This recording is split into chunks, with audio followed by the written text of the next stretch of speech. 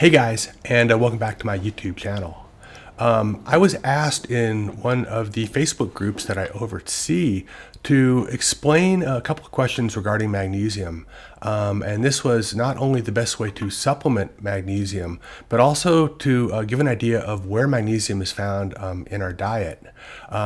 So by the end of this short video, you're going to have a good understanding of where we get magnesium, why we're deficient in magnesium, the best ways to supplement magnesium, and really the best ways to measure magnesium. So everything you need to know in about 5 minutes.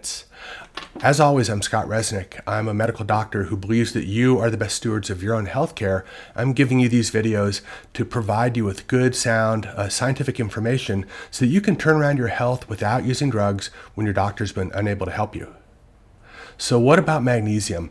Man, it's such an important ion. It turns out that something like 400 different enzymatic processes in the body rely on magnesium, so needless to say, we use a lot of it. And I can tell you that many people are deficient. In fact, the World Health Organization estimates that as much as 50% of adults under the age of 50 are magnesium deficient. So why is this? I think one of the main reasons is because the ways that we usually tend to get magnesium through our diet have changed over the years. Magnesium is found in these following foods. It's found in high concentrations in leafy greens like kale and chard and spinach. It's found in any number of different nuts, namely almonds and cashews, and it's found in a number of grains as well, such as wild rice, brown rice. It's also found in a number of legumes, such as chickpeas or black beans. The problem is not that some people are failing to consume these foods. I believe that one of the problems that contributes to the widespread magnesium deficiency in our country is the fact that we are not taking care of our soils. We're not rotating our crops. We're not taking care of the way that plants are grown. And I'm of the belief that a piece of kale that is measured for magnesium in the year 2023 is vastly different from what we would have expected a number of years ago. So how do we absorb the magnesium that we consume? Magnesium is absorbed through the gut into the bloodstream in an active and passive fashion.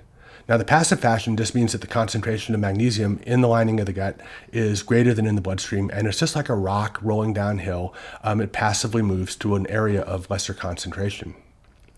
The other way that we absorb magnesium from the gut is through what is an actively mediated process as well, and this requires has energetic requirements and requires a molecule known as ATP, adenosine triphosphate. So then, how is it that we measure magnesium? There are basically two laboratory tests that can be used to measure magnesium, and this is a serum magnesium level, and what I preferred was a red blood cell magnesium level. The serum magnesium level just measures what's in the bloodstream. So if you've taken a supplement, a multivitamin that morning that has some magnesium in it, or you ate some foods that were higher in magnesium, when your doctor checks your serum magnesium level, you're going to show probably an erroneous level of magnesium relative to what's in your tissues. My preference is to use something which is known as a red blood cell magnesium test. So be sure to ask for this specifically. Red blood cell magnesium measures the amount of magnesium which is in our red blood cells, which we believe is the best approximation of the magnesium stores that we have in our tissues. And so many of us are deficient in magnesium. I think it's important to know this number. I measured magnesium extensively across my patients in my practices, and you'd be surprised how many people were really low in magnesium. So then, how do we supplement with magnesium? It turns out that magnesium comes in supplement form in the form of a salt. And typically that salt includes magnesium, which is a metal, it's an ion, bound to a negatively charged salt. And some of the salts are names that you'd recognize, like a magnesium citrate, magnesium malate, magnesium tarate. It's important to know that the ratio of the elemental magnesium to the salt is something like 1:5, meaning that if you're taking a 500 milligram capsule of magnesium citrate, you're only getting about 100 milligrams of magnesium, and you're getting 400 milligrams of the citrate salt. So how much magnesium do we need? In my practice, I often checked serial magnesium levels, meaning that I'd check a magnesium level. If the person was low, I would repeat this again several months later.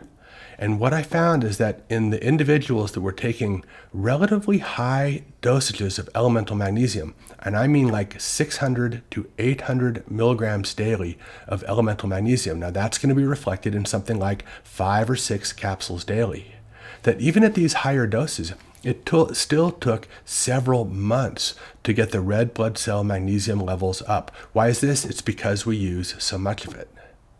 So I think that it is generally safe for someone to use as much as 5 or 6 capsules of magnesium daily, with one caveat, and that is that I would not recommend it to somebody who has any degree of kidney failure, because the kidneys need to be able to clear the magnesium if we're using too much of it, and magnesium toxicity is a real thing. But again, it's typically not going to happen in somebody with healthy kidneys at this level.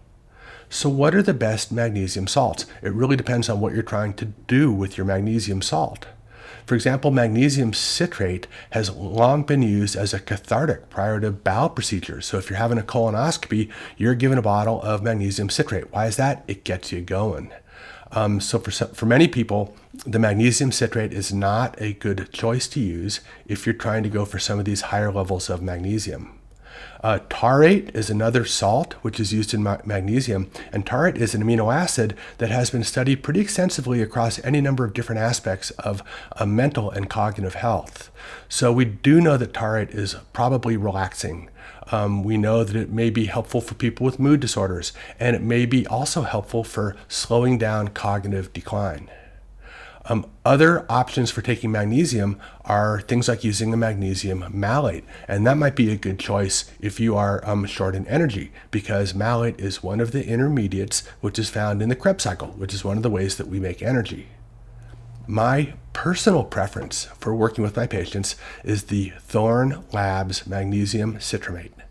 You can look on the label and know that each capsule contains 135 milligrams, they might have changed that, of elemental magnesium. So you know exactly how much magnesium you're getting per capsule and not the total combination of the magnesium and the salt. But most importantly, this is really well tolerated. I rarely hear from patients that they're having any kind of gut problems at all when they're using the magnesium citramate. That's what you need to know about magnesium. Know that it's probably deficient in our foods. Know that your doctor is probably not getting a good idea of your magnesium levels if all you're checking is your serum magnesium. Understand that there are a number of foods in which we can increase our magnesium intake, and it's also a very safe supplement to use in supplementation form, but most people aren't taking enough.